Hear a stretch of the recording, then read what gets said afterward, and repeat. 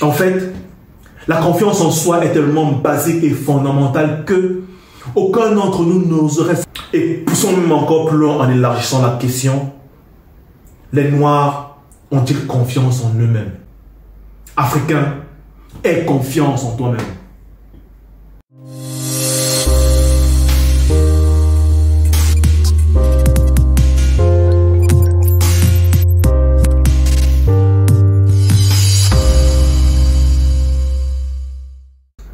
Bonjour à toi, bienvenue sur GSV Africa, la chaîne qui contribue dès aujourd'hui à bâtir l'Afrique prospère de demain grâce à l'entrepreneuriat et les investissements des Africains.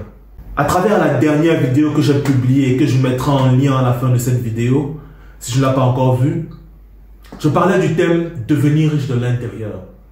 Thème qui part du principe selon lequel on devient riche, non parce qu'on a investi dans tel ou tel secteur d'activité qui serait porteur, encore moins parce qu'on a eu de la chance, mais on devient riche parce qu'on est devenu un nouveau type de personne, différent du type de personne que l'on est aujourd'hui.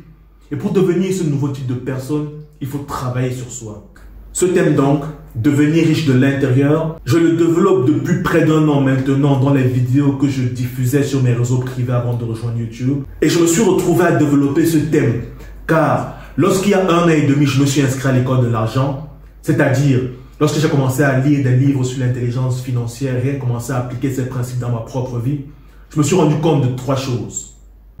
Premièrement, le plus important de ces principes est que gagner beaucoup d'argent nécessite d'abord une transformation intérieure. Tu peux travailler 18 heures par jour, suivre toutes sortes de formations en business, avoir des mentors et des coachs à gauche et à droite, mais si toi-même tu ne changes pas pour devenir riche à l'intérieur, c'est-à-dire dans ton mindset, dans ta manière de penser, dans ta manière de parler et même dans ton mode de vie au quotidien, alors tu ne verras jamais la richesse se manifester dans ton compte en banque. Deuxièmement, en tant qu'Africain, j'ai une réalité culturelle différente de celle de ceux qui ont écrit la plupart de ces livres sur l'intelligence financière et la gestion des finances personnelles, car la plupart d'entre eux sont américains. Cela signifie donc que je ne peux pas simplement copier-coller bêtement tout ce qu'ils disent, mais je dois plutôt copier, adapter à ma réalité culturelle d'Africain avant de coller. C'est ce qu'a fait Ricardo Kanyama par exemple. Mais à mon avis, il y a encore trop peu d'Africains qui ont partagé leurs connaissances autour de l'intelligence financière à la sauce africaine comme l'a fait Ricardo Kanyama. Alors que justement en Afrique, le besoin pour ce genre de connaissances est immense vu le retard économique que nous avons. Ce qui m'amène à ma troisième remarque qui est que ces principes ne sont pas du tout enseignés à l'école classique. Comme l'Afrique est championne pour importer ou copier ce qui a été fait ailleurs, sans nécessairement développer une réflexion critique sur ce qui est copié ou collé, bien sûr, elle a copié et collé le système éducatif et scolaire occidental tel quel, avec ses points positifs mais aussi avec ses points négatifs et ses faiblesses. Or, l'une de ses faiblesses est que le système éducatif occidental n'enseigne absolument rien sur l'argent. Ces 3 constats m'ont donc conduit à produire la série de vidéos qui s'intitule « Devenir riche de l'intérieur ». Et chacune des vidéos de cette série est appelée à devenir une section ou un chapitre d'un livre qui s'intitulera également « Devenir riche de l'intérieur ». Ceci a aussi son importance parce que, comme je viens de le dire à l'instant, je trouve que les Africains ne produisent pas assez de connaissances sur tout ce qui est business, intelligence financière, gestion des finances personnelles, argent, alors que justement le besoin que nous ayons nos propres productions intellectuelles africaines sur ce thème est immense et même urgent. Car ce sont tous des systèmes importés, tout comme le capitalisme est importé, mais avec lesquels nous devons vivre aujourd'hui car nous n'avons plus le choix, nous vivons dans un monde globalisé. Or, de l'autre côté, nous avons nos réalités culturelles et quotidiennes africaines qui sont différentes des réalités de ceux qui ont inventé ces systèmes. Et pour couronner le tout, nous sommes proportionnellement les plus pauvres de la planète. C'est-à-dire, nous sommes ceux qui avons le plus besoin de connaissances en matière d'intelligence financière, car plus tu en connais sur l'argent, plus tu en gagnes. Et l'inverse est aussi vrai, moins tu en connais sur l'argent, moins tu en gagnes. Depuis 1 an maintenant, j'ai donc commencé cette série de vidéos sur devenir riche de l'intérieur, mais jusqu'à présent, je n'avais jamais parlé de la confiance en soi.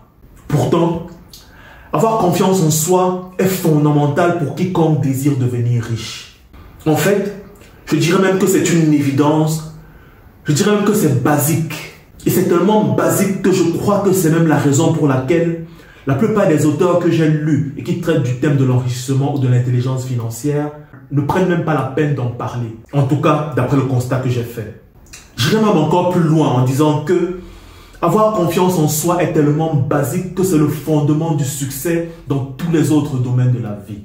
Vous voyez par exemple, un jeune enfant qui apprend à marcher, il ne réussira jamais à marcher, à se balader dehors, à courir partout, s'il n'a pas un minimum de confiance en lui-même et en ses capacités.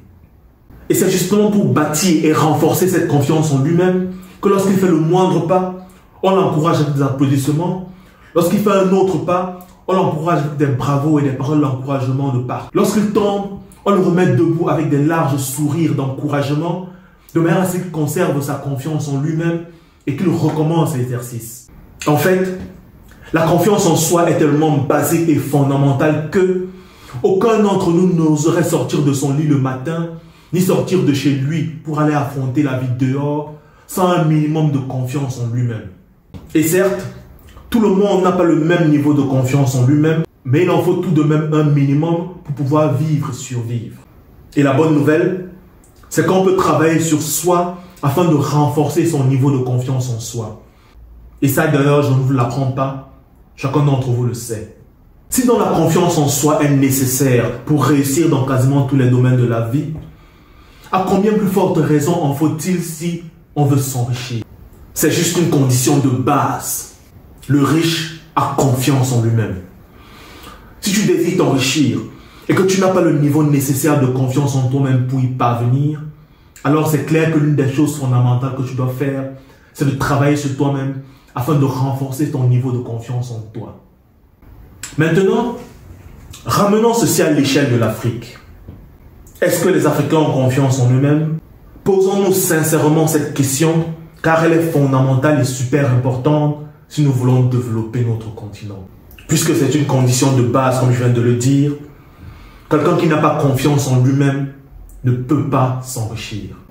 Et poussons même encore plus loin en élargissant la question.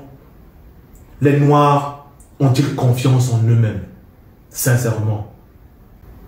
Je ne pose pas cette question à l'échelle individuelle, car en Afrique et dans la communauté noire, il y a bien des individus qui ont confiance en eux-mêmes et en leurs capacités et qui s'en sortent super bien dans la vie. Voyez par exemple tous ces Africains noirs de la diaspora qui un peu partout dans le monde font des choses merveilleuses et fantastiques dans leur domaine d'expertise ou même dans les entreprises pour lesquelles ils travaillent. Donc, le noir est capable, le noir est excellent, le noir n'a rien à envier aux autres êtres humains en termes de capacité et il y a d'innombrables preuves de cela partout sur toute la planète. Donc là n'est pas du tout le problème. Mais le problème se manifeste lorsqu'on pose la question à l'échelle collective. L'Africain a-t-il confiance en l'Africain? Le Noir a-t-il confiance au Noir? Cet Africain noir qui pourtant est capable de grandes choses et qui démontre cette capacité un peu partout dans le monde. Et d'ailleurs, vous, Africains de la diaspora qui regardez cette vidéo, êtes-vous moins capable que vos collègues non-africains? Êtes-vous moins compétent que vos collègues non-africains dans les entreprises dans lesquelles vous exercez? Absolument pas. D'ailleurs, le plus souvent, n'est-ce pas vous qui devez être plus performant que ces collègues non-africains parce que vous devez faire 2 fois plus d'efforts pour démontrer vos capacités afin de décrocher ce poste et même plus tard afin de le conserver? Mais pourtant, quand on considère le cas de figure le plus connu qui est dans le domaine du football, les nations africaines ont encore du mal, jusqu'à même aujourd'hui, à mettre des coachs noirs à la tête de leurs équipes nationales. Par le passé, on pouvait dire qu'il manquait de coachs noirs qualifiés, mais avec les évolutions récentes du football africain, cet argument ne tient plus du tout. La seule explication réside dans ce que j'appelle l'entretien d'un complexe de non-confiance du noir envers le noir. Or, si nous-mêmes Africains noirs ne nous faisons pas confiance entre nous, comment voulez-vous que les autres peuples nous respectent ou même nous fassent confiance? Un autre exemple, très récent celui-là, est celui des médicaments africains proposés lors de la crise sanitaire du Covid, notamment l'apivérine qui nous venait du Bénin et le Covid Organix nous venant de Madagascar. Que la communauté internationale dénigre l'efficacité de ces médicaments, c'est une chose, ou même que ces médicaments soient véritablement efficaces ou pas, c'est autre chose. Mais là n'est pas du tout le problème. Le problème vient de la réaction des Africains. Sont-ils montés au créneau pour défendre leurs médicaments bec et ongle? Quand ton frère est attaqué de l'extérieur, même s'il a tort, tu le défends d'abord. Et ce n'est que par la suite que vous réglerez vos comptes en privé. Ont-ils lancé eux-mêmes de vraies études cliniques d'envergure et sérieuses pour prouver au monde entier l'efficacité de leurs médicaments, ou tout au moins prouver si le médicament est efficace ou pas? Ou encore, ont-ils réellement pris leur destin en main en appliquant des mesures sanitaires réellement adaptées à leur contexte africain particulier? Au contraire, on a plutôt l'impression qu'ils ont agi de manière à attendre toute l'aide venue de l'extérieur, comme d'habitude, qu'elle soit justifiée ou pas, qu'elle soit nécessaire ou pas. Commandant un peuple qui n'a pas confiance en lui-même, peut-il se développer et s'enrichir? On peut trouver diverses explications à l'origine de ce complexe de non-confiance du noir envers le noir, mais il n'en demeure pas moins que ce complexe est bien là, bien présent. Nous n'en sommes pas encore guéris. Car je pourrais continuer en démontrant encore la présence plus subtile de ce complexe, mais la vidéo serait trop longue. Donc ce que je ferai plutôt, c'est de publier plus tard une autre vidéo pour couvrir les aspects plus subtils de ce complexe et dans lesquels même moi-même, je me retrouve encore parfois piégé. Toujours est-il que nous devons continuer à travailler sur nous-mêmes pour en guérir complètement. Et la première étape dans ce processus de guérison, c'est de voir et de reconnaître. Reconnaître qu'à l'échelle collective, ce complexe de non-confiance du noir envers le noir est encore bel et bien présent parmi nous. Et ensuite, il est du devoir de chacun d'entre nous de travailler afin de faire disparaître ce complexe de notre communauté. Que ce soit en le dénonçant par exemple, que ce soit en tenant compte de ces aspects subtils dans la manière dont nous faisons du business entre noirs, que ce soit par toute autre méthode. Et ceci est super important car, je le répète, la condition de base pour devenir riche, c'est d'avoir confiance en soi-même. Africain, aie confiance en toi-même.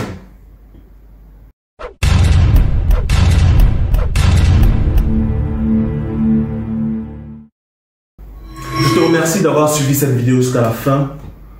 Si elle t'a apporté de la valeur, alors je t'invite à t'abonner à la chaîne Jesvi Africa et à activer la cloche de notification, à partager cette vidéo, à la liker et à la commenter en me disant si tu es d'accord avec cette analyse ou pas d'accord, bien sûr, car c'est ton choix.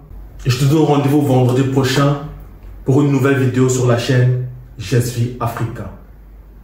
Merci à toi et à très bientôt.